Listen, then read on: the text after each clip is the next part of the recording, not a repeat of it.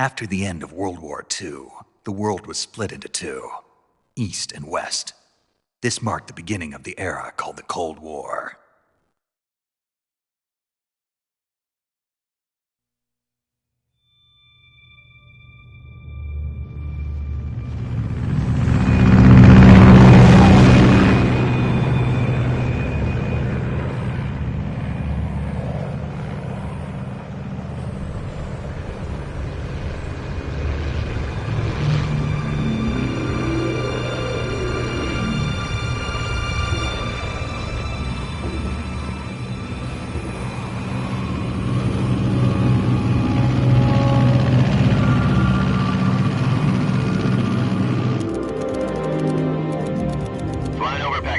Altitude 30,000 feet.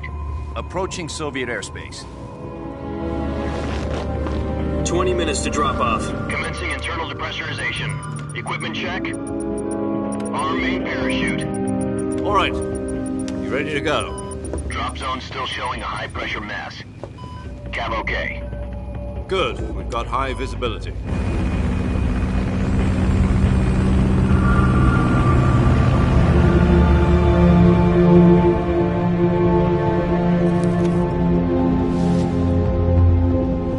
Put out that cigar.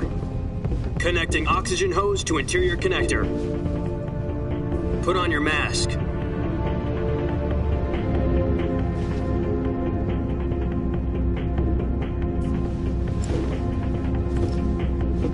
Does this panty waste know what he's doing?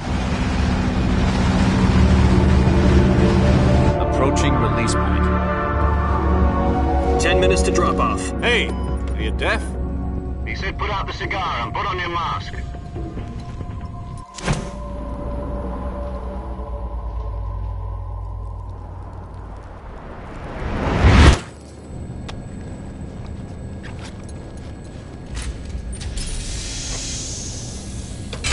Depressurization complete.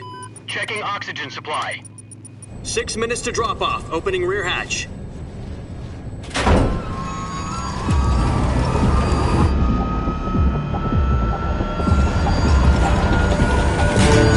Sunrise.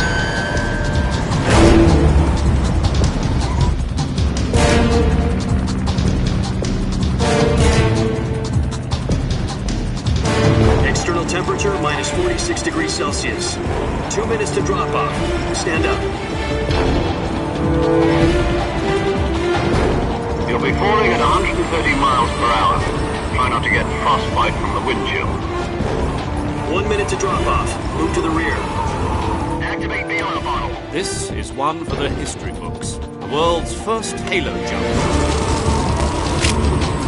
10 seconds to drop off. Stand by. Status okay. All green. Prepare for drop-off. Countdown. 5, 4, 3, 2, 1. Spread your wings And fly. God be with you.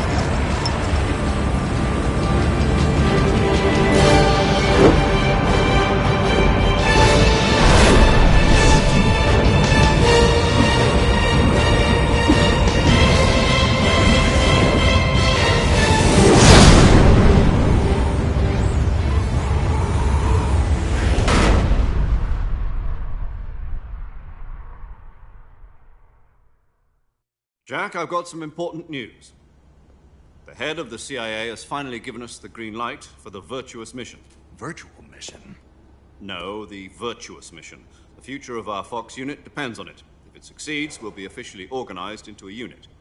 Virtuous mission? Sounds like some kind of initiation ritual. You know, don't get cocky. This isn't a training op. Right. So what exactly is this wonderful mission? Well, about 2 years ago, a certain Soviet scientist requested asylum in the West through one of our moles. His name is Nikolai Stepanovich Sokolov. He's head of the OKB-754 Design Bureau, one of the Soviets' top-secret weapon research facilities, and the East's foremost expert on weapons development.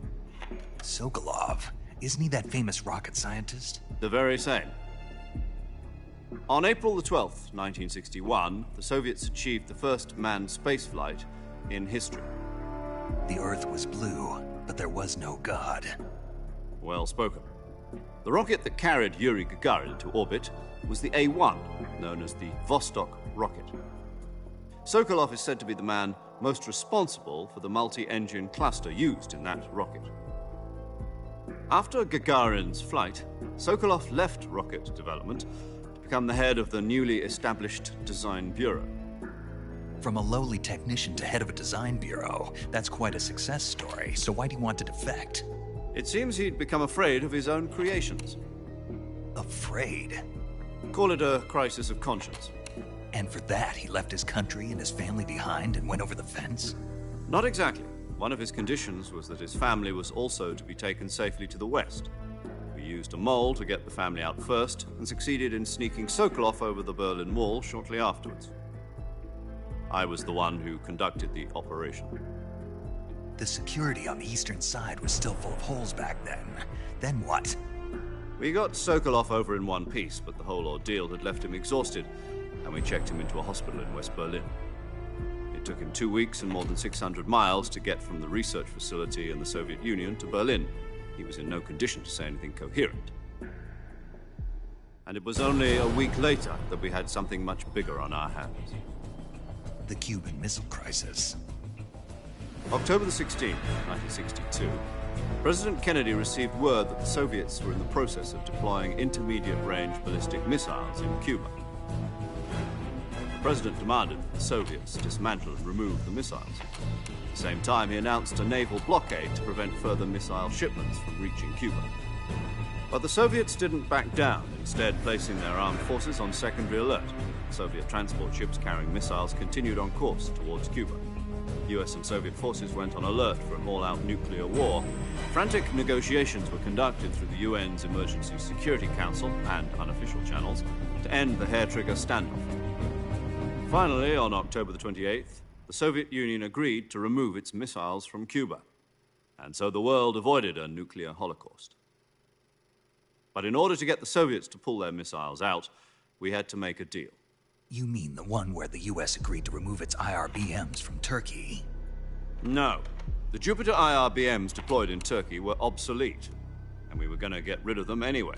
They had no strategic value whatsoever to either the US or the Russians. The Turkey deal was a ruse, a cover story that was fed to the other intelligence agencies around the world. So what did the Russians really want? Sokolov. They wanted us to return Sokolov. You mean the Soviets pulled out of Cuba just to get their hands on Sokolov? That's right. What the hell was he working on? At the time, we had no idea. We were running out of time. It was either give up Sokolov or risk full-scale nuclear war. In the end, we had no choice. President Kennedy gave in to Khrushchev's demand. The next day, I got Sokolov out of the hospital, handing him over to agents on the eastern side. Sokolov kept on screaming, "Save me," until he disappeared from my sight. Then, a month ago, we received some new information from one of our moles. About Sokolov? Yes. He was taken back to the research facility and forced to continue working on the weapon in question under KGB supervision. What's more, it's on the verge of completion. So what kind of weapon is it? Something to do with space rockets? No, missiles. Same technology. I guess you're right. We don't know the details, but it appears to be a new kind of nuclear device. For half a year now, the Soviets have been conducting frequent nuclear tests at Semipalatinsk. Something to do with the weapon, I assume. We're talking about a secret weapon so big that Khrushchev was ready to pull out of Cuba to get it back. Is Sokolov still in the facility? No. According to our intelligence, he's in Selinoyarsk, a place in the mountains about 3 miles to the west that's known as the Virgin Cliffs. The Virgin Cliffs. Nice name for a virtuous mission. They moved him there just recently. Why? Apparently, they're conducting a field test of the weapon, but it's our best chance to get him back. This mission would never have been possible if he was still in the research facility. This is our last chance. Sokolov must have known that too when he contacted us.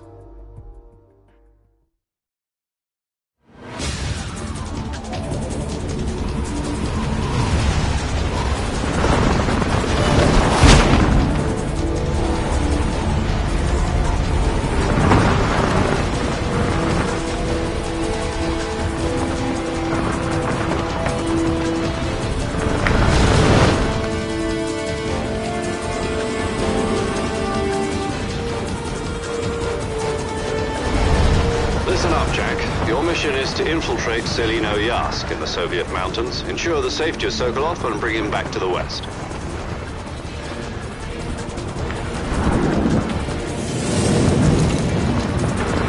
If we don't get Sokolov back before that weapon is complete, we'll be facing a major crisis. The clock is ticking.